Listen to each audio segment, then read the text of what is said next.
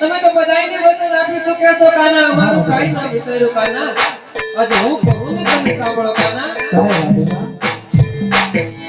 આજે રાધિકા કહું ને કનૈયા સાંભળો રે આજે રાધિકા કહે ને કનૈયો સાંભળે રે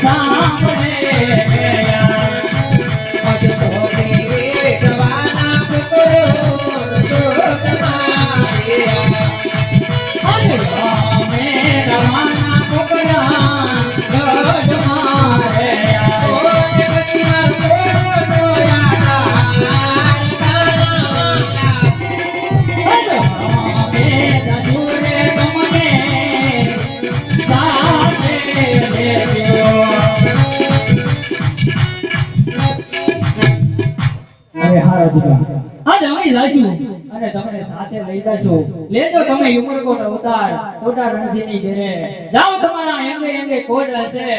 કોઈ હસકીતનો દીકરો તમારા શ્રીફળની શિકારે જ્યારે શ્રીફળ શિકારે તો કનૈયાનું હશે એટલું યાદ રાખી લેજો રાધિકા બહુ સારું કાના